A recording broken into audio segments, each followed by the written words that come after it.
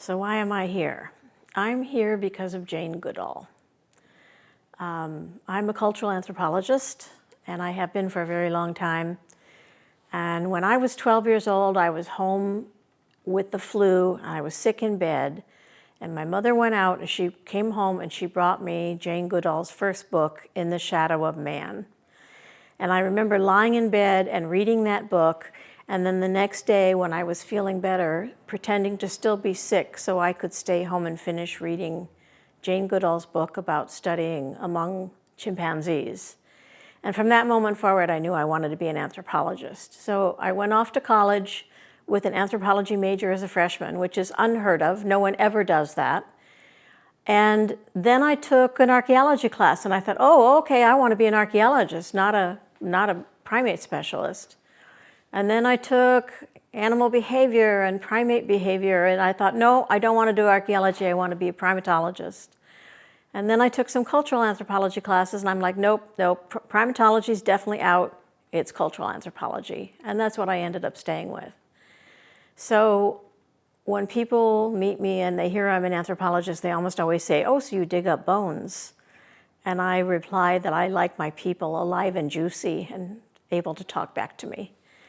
So over the course of my career, I've done research in a lot of different places with lots of different kinds of people. And then a number of years ago, I reached a point where I decided I wasn't going to be able to go back to Africa anymore. It was just too difficult for me. I had worked for 30 years with humanitarian organizations doing economic development work. And I decided I needed to do something different. And I read this wonderful book called Hidden Figures by Margot Lee Shetterly. And she had really approached her research the way an anthropologist does, and that is, she had a population of really fascinating people, women, all African American, who had been instrumental in NASA and the space program, mathematicians that made the rockets fly and made them come back to Earth safely. And I realized what she had done is talk about this very unknown population of women who were really fascinating and really did important work, and no one had ever heard of them. So she wrote the book Hidden Figures. And I met Margot shortly after I had read the book. And it was really, honestly, it was like a eureka moment for me. I thought about what are the other populations that are fascinating groups of people that most folks don't know anything about. And I immediately thought about Westbeth. I had been coming to Westbeth as a visitor for many, many, many years. Two of my father's sisters and his youngest brother lived here in the building. All of them were artists and long-term residents from the very first years in Westbeth. And so I came here, and with the help of the wonderful George Kominski, he started helping me make connections with people. And when I would ask them if I could interview them, they almost always weren't quite sure why I wanted to interview them, but almost everyone agreed. And when I would say, if you could give me an hour of your time. And then I found the secret of doing cultural anthropology to be very, very true, and that is people like to talk about themselves. So when you get people in a room and you can have a quiet conversation, my 1 hour interviews went on for 2 and 3 and 4 interviews, 4 hours. And I remember one day I foolishly scheduled 3 interviews back to back on one day. By the end of the day, I could barely stand up. I was so tired from concentrating and taking notes. And then it took me like a week to type up my notes just from that day's worth of interviews. But over the course of the last few years, I have met some of the most interesting people I've ever encountered in my career. And writing this book about Westbeth has really been the true labor of love in my whole career. Almost all of my writing has been more or less on the scientific side, even though I was dealing with very human issues. But this one is just a joyful thing for me to work on and to write about the life experiences of the people who have lived here from the very beginning, those who moved in later years, those who grew up here, some of whom still live here, many of whom do not. And so that was how this book came into being. when I think about this, and I put this in the context that I lived in an extremely remote village in the Philippines with no water and no electricity, no transportation. And then I spent 30 years off and on living in Africa, in rural areas in Africa, and 5 years in Kenya, and then shorter periods of time in Ethiopia and Zambia and Zimbabwe, and then going back and forth to rural Mozambique for about 10 years. Many people would say, oh, you've lived in such exotic places, and I suppose in many ways that's true. But really, honestly, being here at Westbeth was perhaps the most exotic place that I have ever done research. And it's been such a joy to meet these interesting people and to capture a little bit of their stories. When I was working on the book, there were a couple people who live here who were really good sounding boards for me. One of whom was George. And I said to him, I have to keep telling people this is not a book about a person at Westbeth or a few people at Westbeth. It's about the community of Westbeth. And I wasn't sure how that was going to be received, because there are a lot of people here who should, by all rights, be really famous because they've done really amazing things. But I couldn't write about one person. There are a few books that have been written about one or more people in the building, including my Uncle Joe. There are a couple of books about him. But this was really about this community of artists. And so when I was talking to George, when the book had been accepted, and I was excited but also trepidatious, I said to him, how do you think people are going to receive the book? And he said, well, it's hard to say. And I said, I have a feeling they're going to say, well, the book was okay, but not enough about me. And they're right. I mean, there's not enough about any one individual in this community of amazing people. But that wasn't my goal. My goal was really to capture the ethos of a community of artists, because it's a very special place. So I hope maybe I've done that, and maybe done it a little bit of justice. And I hope I get the word out to other people who will find Westbeth a little mecca to come visit while they make their voyages to New York City. It's really, as I say, it's really been the most fun thing I've ever worked on. One of the more hilarious stories is from a photographer named Bob Gruen, who was very good friends with John Lennon. And he took many important photos of Lennon and everybody else in the world of rock and roll. The famous picture of Lennon that was published after his death and that later was on a stamp, where he has a t-shirt with the sleeves cut off and he's, looking very tough in the camera with sunglasses on. That was a Bob Gruen picture.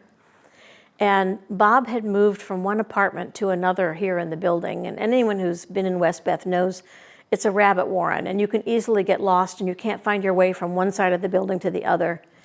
And so Lennon was coming to visit Bob, I think it was a Sunday morning, and he was coming to the building, and Bob said, well, call me from the front desk and I will come get you, because I know you can't find your way around the building. But John Lennon decided to ignore that advice, and instead he set off, and he was walking down hallways and knocking on doors. Do you know where Bob Gruen lives? Nope. But, oh, it's John Lennon. Let me show you my latest painting. Somebody else knocking on the door. Oh my goodness, it's John Lennon. Let me read you my poem. And this went on and on and on as every door he knocked on. And finally he found his way to Bob Gruen's apartment. And the very first thing he said when he walked in was, man, you have weird neighbors. And I've always thought that was just very true, but also very, very charming. And let me think, what are some of the other wonderful stories that I've heard over the years about people here? One of the people I was closest here was my Aunt Shami. And she lived here from the time she moved in at the same time as the very first residents in early 1970. And she stayed here until her death in March 2020, just as the COVID epidemic was appearing, although she didn't die of COVID. And she was in a very bad vehicle accident about 10 years before she died. None of us thought she would survive. And so for the last years of her life, she was cared for by a series of caregivers who had to be with her because she really was physically unable to like get up out of a chair and go to the bathroom by herself and so on. And one of her longest term caregivers was a woman named Emmy who didn't have papers. And one day, Shami said to her, "Emmy, I have a plan, so you don't have to worry anymore. I think we should get married, and then I can sponsor you for American citizenship." And Emmy said, "Well, I don't know. Let me think about it."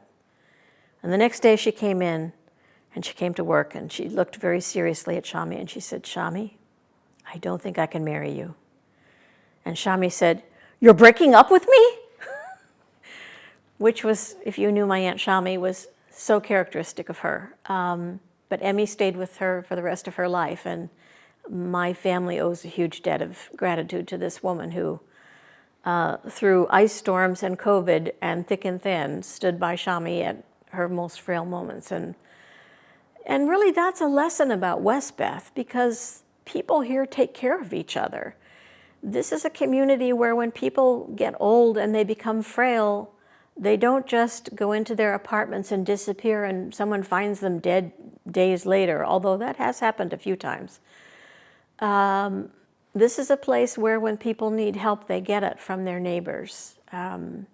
One of the second generation I interviewed, Josh Hamilton, was talking about his mother, Sandra Kingsbury, and Sandra's a wonderful person. And he said, "You know, it's really like a village. My mother's always talking about how somebody had a fall and she was going over and helping them get dressed or get bathed, or somebody else was not feeling well and she cooked food and brought them food."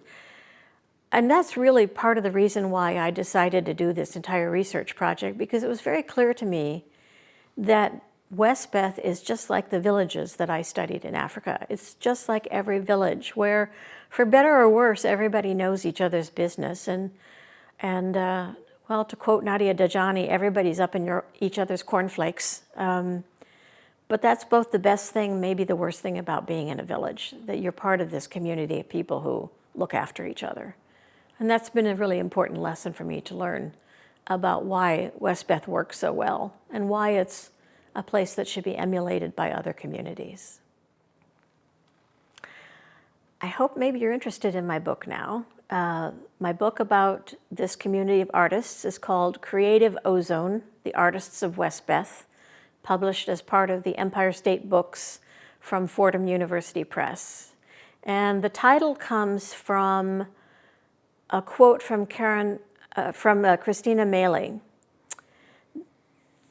The interview I did with her, and then many other people said similar things, that this building, which had been the Bell Telephone Research Labs, which had been the site of huge innovations in science, that this building is kind of imbued with a creative energy. And first it was the energy that focused the scientists who worked here, and then beginning in 1970, it focused the artists who lived here. So the creative ozone seeps into the people who live here and makes them do things that are really wonderful. And that's my book, and I hope you'll enjoy it. Oh, interesting question. What do I see myself doing now that the book is done? I have a number more speaking engagements lined up, and I will continue to try and get more of those on the calendar, because I think that's the way to get the word out about the book, is that, and about Westbeth, because most people haven't heard of it. Although I think increasingly it is well known. I tell the story of how many, many times I was in a taxi coming here from somewhere else, and I would say I want to be dropped off on the corner of Bethune, and I would always have to spell Bethune, and Washington. And one of my more recent trips here, as I was finishing the book, I told the Ethiopian cab driver who was driving me, and we had been talking about the work that I had done in Ethiopia and where I had been in Ethiopia, and how I'd gone all the places the tourists don't go.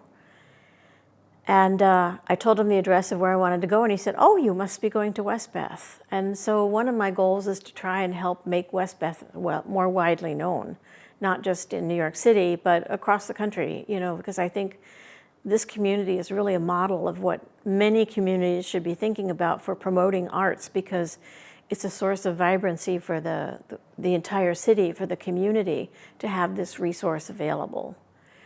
I will probably be writing some short pieces that are based on material from the book. And then in my closet in my office, I have boxes of data from the early 1990s that I have never published. And I feel a little bit guilty about that. I have one big article that came out from that.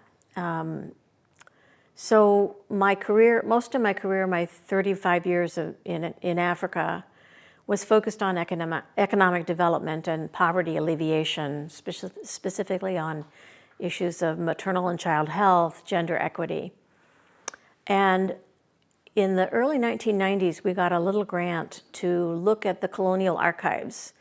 You know, that's one thing you can say about the British, who were the people who were in control of Kenya until its independence in 1963.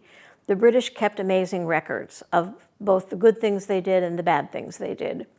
So we spent many months plowing through the archives and looking at the economic development policy after World War II, prior to independence. And then I had a very small grant to do an amazing thing. And that was to go to the UK for a summer. And I went all over the UK interviewing what were then little old men and one woman who had been in the British colonial service in the years right after World War II. And they often remained as district officers or nurses or doctors, administrators, from the end of World War II through independence. And one of them, Randall Sadlier, stayed on in post-independence Tanzania, which was then Tanganyika, because he was very good friends with Julius Nyerere, who was the first president of the country, and he persuaded Randall to stay and help build an independent nation. So I have these interviews from these people.